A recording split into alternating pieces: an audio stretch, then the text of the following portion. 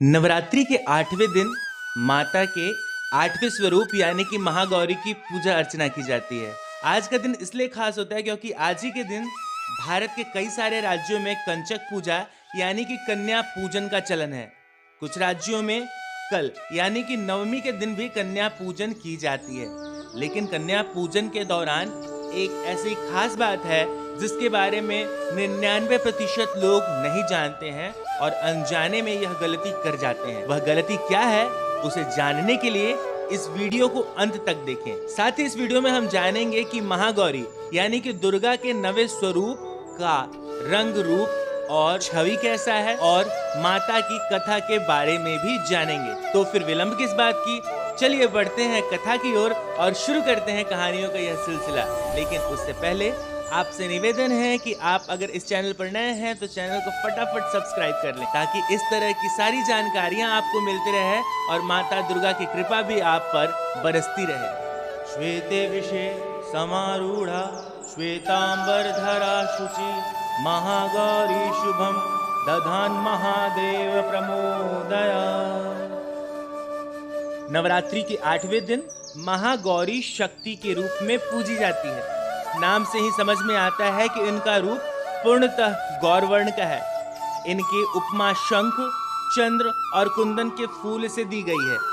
अष्टवर्षा भवेद गौरी यानी कि इनकी आयु 8 साल मानी गई है।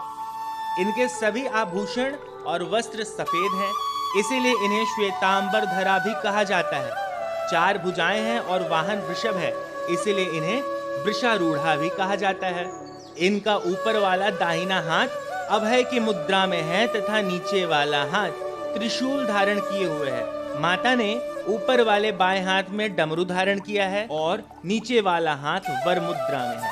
इनकी पूरी मुद्रा बेहद ही शांत है। पौराणिक कथाओं के अनुसार माता ने पति के रूप में शिव को पाने के लिए कठोर तपस्या की थी। इसी वजह से इनका शरीर काला पड़ गया, लेकिन तपस्या से प्रसन्न होकर भगवान शिव ने इनके शरीर को गंगा से पवित्र किया और जल से धोकर माता को कांतिमय बना दिया।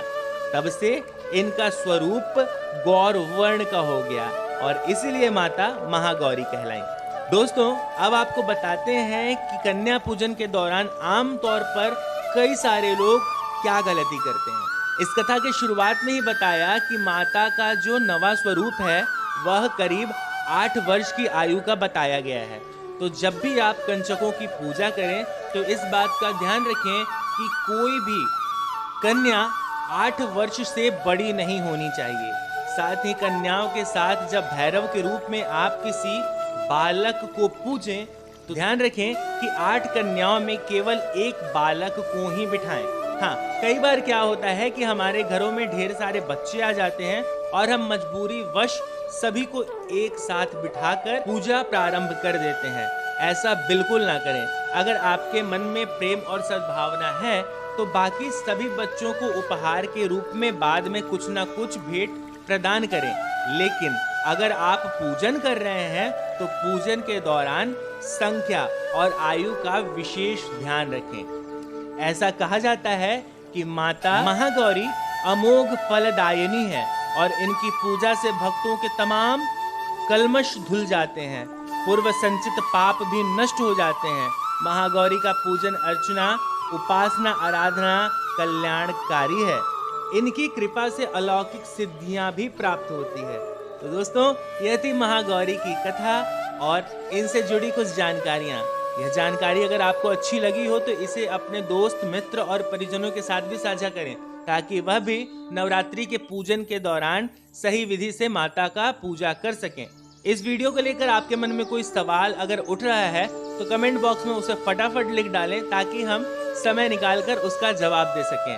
हाँ, इस नेक कार्य में आप किसी भी तरह से हमारी मदद करना चाहते हो तो स्क्रीन पर दिए गए नंबर पर आप अपनी आर्थिक सहायता हम तक भेज सकते हैं।